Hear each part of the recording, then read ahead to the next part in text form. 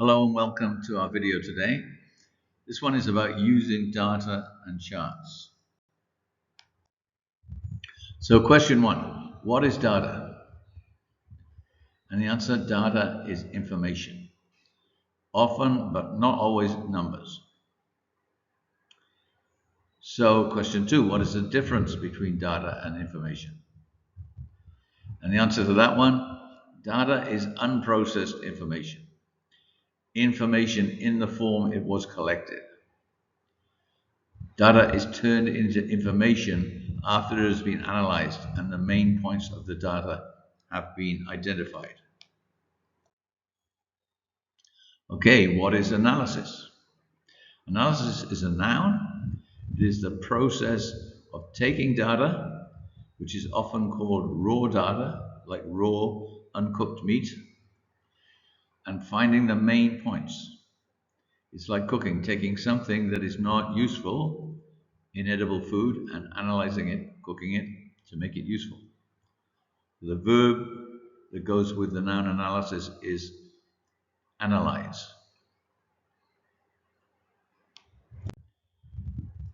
So let's talk about interpreting information. Today we're going to look at how to understand the information that is produced. We're not looking at how to do analysis. We are looking at how to read and interpret the data after it has been analyzed. Imagine you are the boss or the general. Someone else has done the analysis and put the results on your desk. You have to be able to read the information that they have given you and understand the key points. So here's an example of raw data. So we have here a whole lot of number of items that are sold in the shop: socks, jeans, shirts, shoes, etc. And then across the top we have the price, 12 baht for socks, 8 for jeans, and so on. And then we have the days of the week: Monday, Tuesday, Wednesday, Thursday, Friday, Saturday, that the shop is open. This is raw data. It's just the figures. The only thing that has been added is the total at the bottom: 18, 19, 14, 24, 37, and 45. So this is raw data, unprocessed. Now this is information.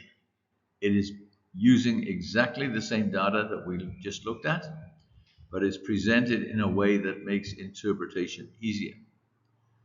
So we have the number of sales in the shop. This is the total sales. So it's not broken down into different things like socks and shirts and jeans.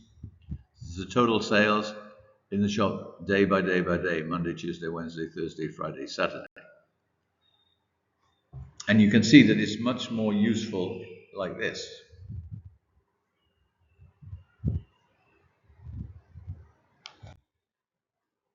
So then let's look at interpretation.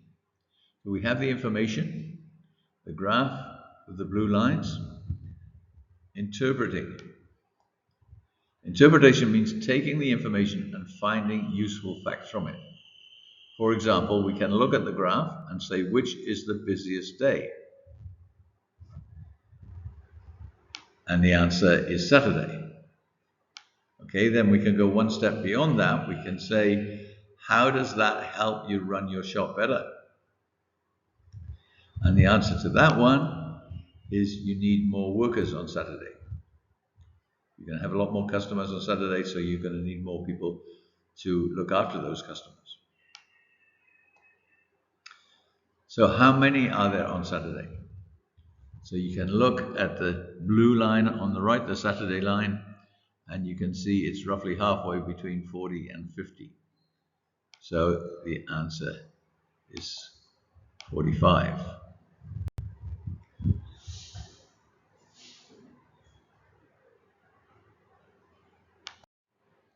So on this list, which is the data again, can you find where 45 Saturday comes from?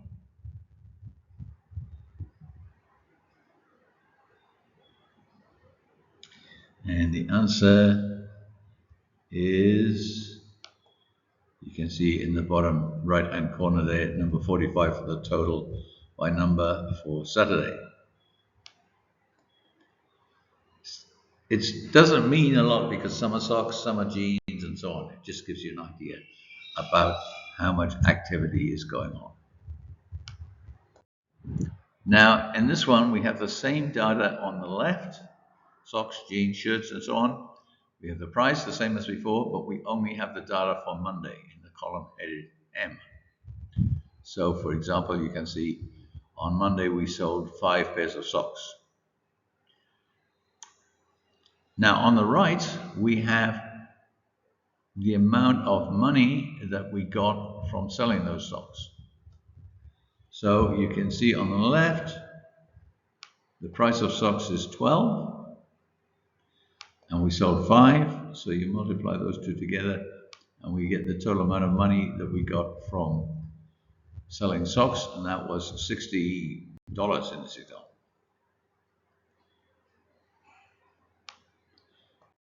Okay, so what we have here is we have the different things we sell, the socks, the jeans, the shirts in the left-hand column, but we have here now the total amount of money that we took in for those day by day. So we took in 60 for Monday for socks, as we just saw.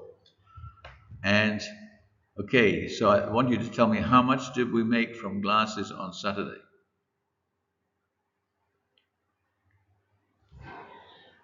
And the answer to that one is 90. And you can see it there under Saturday and glasses. Okay, next one. What is the total dollars for everything sold on Wednesday? So you have to go to Wednesday, and at the bottom we have the total dollars, which is 96. Okay, how much did we make from t-shirts on Friday? So you have to go to Friday in the columns and then t-shirts in the rows, and the answer is 16. There it is. How much did we make from shorts for the week?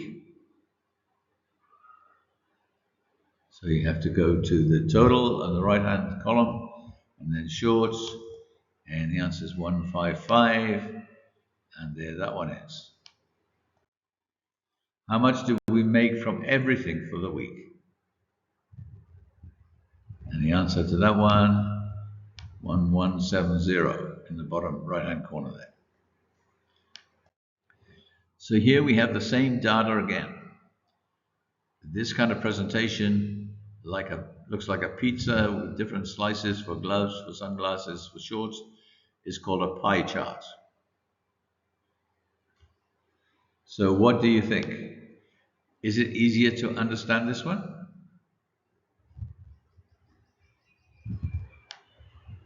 And yes, it's easy to see that gloves and sunglasses and shoes are the biggest sellers, for example. But we have a lot less information. So we couldn't say how much from socks on Tuesday or how much from everything on Friday using the data presented like this. So it's a trade-off. You have to balance it. We can show everything we know, but to do that, you have to show all the data, and it's hard to understand. To make it easier to understand, you have to hide some of the data. So it's a balance between detail and user-friendliness. And getting the right balance for the user is part of the analyst's skill. Some analysts even train their bosses over time so they can understand more detailed presentations. So here we have some data, new data this time, and it's presented as a bar chart. So you have the lines, the vertical lines, the blue ones are for grade 10 math, and the orange colored ones are pre-math. So this is comparing grade 10 with pre. And along the bottom, we have the different students' names, and up the side we have the different percentages on the y-axis. So this kind of graph is very good for comparisons. So maybe you're comparing this year with last year. It could be sales in a shop, or it could be student numbers, could be results like this one. But these two lines side by side, one for before, one for after, makes it very easy to see. So, which girl got the lowest percentage in grade 10? And what was that percentage? So, we're looking for the lowest one. So, the lowest of all was Sobasoge, but the lowest girl was Nomua, and we want the grade 10 one, which is the blue one. So it's around about halfway between 30 and 40. So the answer is Nomua and 35%. Okay, next one. What percentage did Solapo get in pre?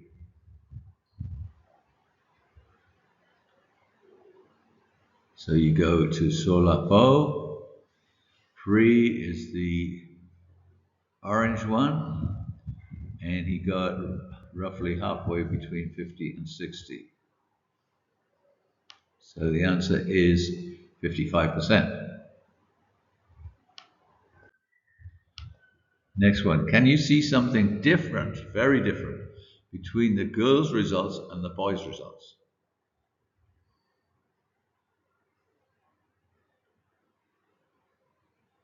You need to have a fairly hard look at the graph to pick this one. Okay, I'm going to go ahead with the answer. The girls all improved in pre, and the boys didn't. So if you look at the girls, the orange line is always longer than the blue line. For the boys, that's not true. Some of them are the same, so Batsoge is the same. Most of them are lower. So there's a completely different pattern of the girls compared with the boys. And part of the analyst's job is to be able to see things like that. Okay, this is the same data again, but this time we've changed the axis around. We've put the percentages on the bottom, 0, 20, 40, 60, 80, 100, and we put the student names on the left-hand side. You can imagine just moving this whole chart through 90 degrees to change it from vertical to horizontal. Again, you just have to think about what is going to make it easiest for my audience to understand what the data is showing. So, how much did Sortutu's results change?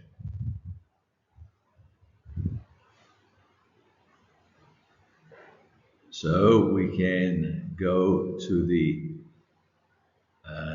grade 10 first, which is somewhere between 40 and 60, say 50, and it went down to about 45. So it went down by 5%, minus 5%. And there you go. Its pre-result was 5% worse. Which of the girls had the smallest improvement?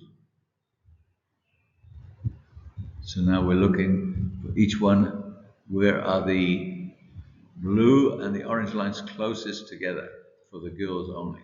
So that's okay, both the same, but he's a boy. And the girls, so at the bottom we have Nomumu, they look pretty close together.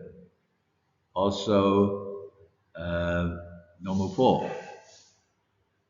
So they are about, Nomumu, the blue line is 60, the orange line is about 65. Nomupo, the blue line is about 55, the orange line is 60, so they are both about 5% apart. And there you go, the answer. Nomupo and Nomumu, both 5% better. Okay, what was the change in Sobatsoge's results?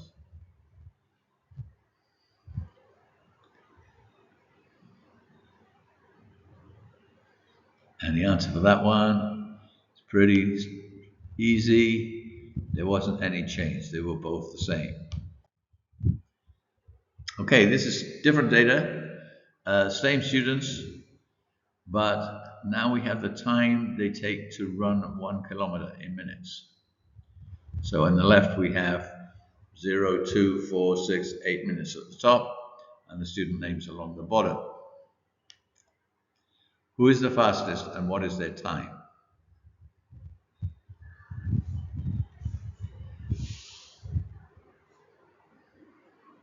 And the answer for that one, fastest is Solapo, and the time is 4 minutes. So at the bottom end of the line is the fastest. Next question. Who is the fastest girl and what is her time? So we can look along the bottom until we come to a girl, so we know Mumu. And her time is a little bit more than 4, so let's say 4.2. And there you go. That's the answer.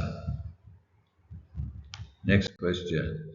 How much slower is Sobatsoge than Sotutu? So Sobatsoge is the slowest at the right-hand end of the line, and his time is about 7 minutes, maybe even more. And Sotutu, right in the middle, his time is about 5 minutes, a little bit more than 5. So it's about 2 minutes difference. And okay, 7.1 and 5, 2.1 difference.